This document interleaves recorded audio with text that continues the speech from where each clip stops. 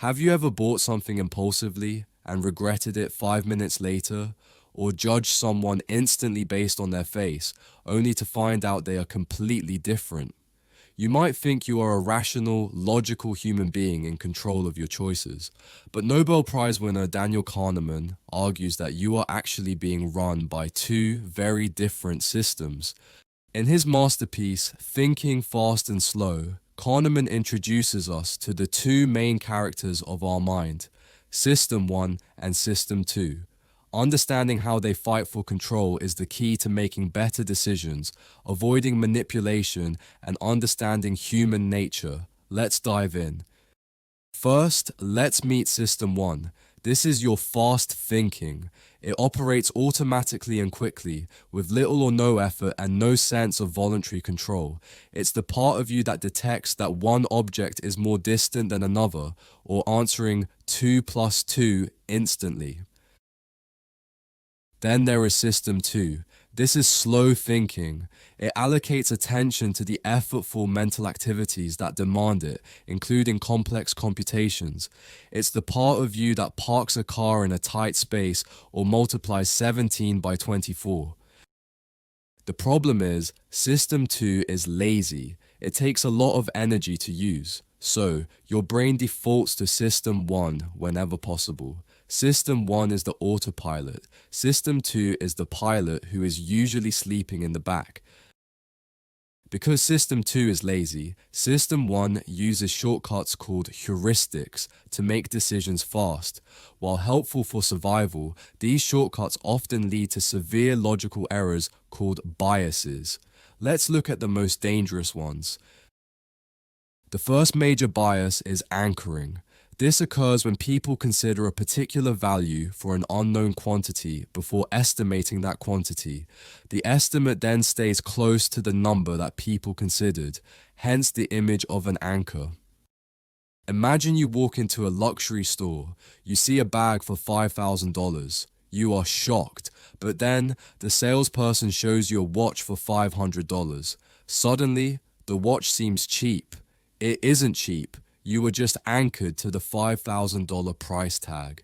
System 1 compares the two and feels relief, tricking you into spending money. Next is the availability heuristic. We judge the frequency or probability of an event by the ease with which examples come to mind. If you ask someone, is it more dangerous to fly in a plane or drive a car?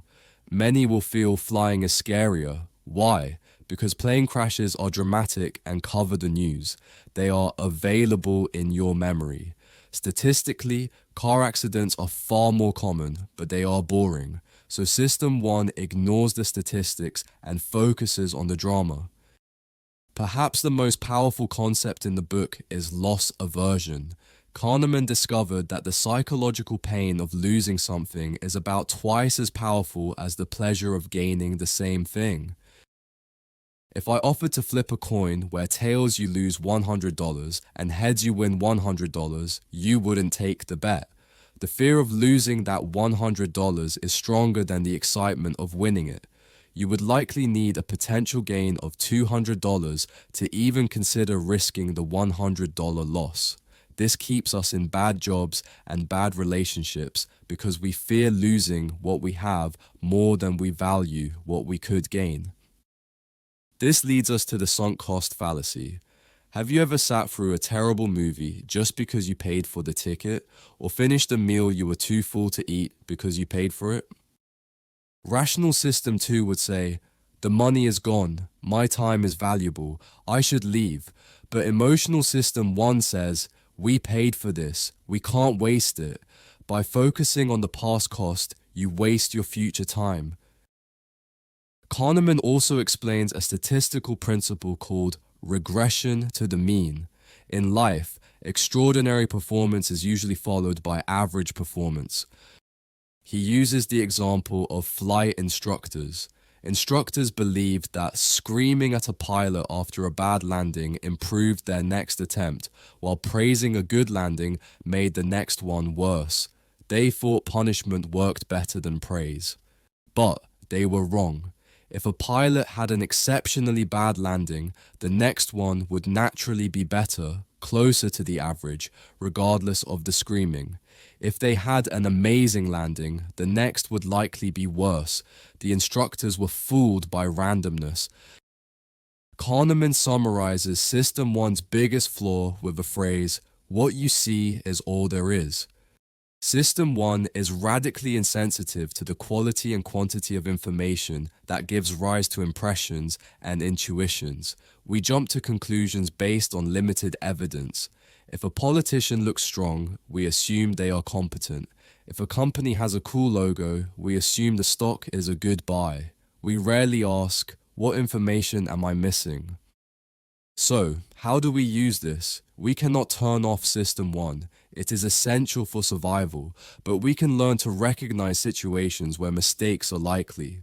When you are making a big decision, buying a house, choosing a partner, or investing money, slow down. Ask yourself, am I anchored to a number? Am I fearing a loss too much? Am I ignoring missing information? Wake up, System 2. Force it to work. Thinking fast and slow teaches us that we are not rational machines. We are biased dreamers, but by understanding the machinery of our minds, we can stop being passengers and start being pilots. If you enjoyed this summary, like and subscribe for more wisdom from the world's best books. See you in the next one.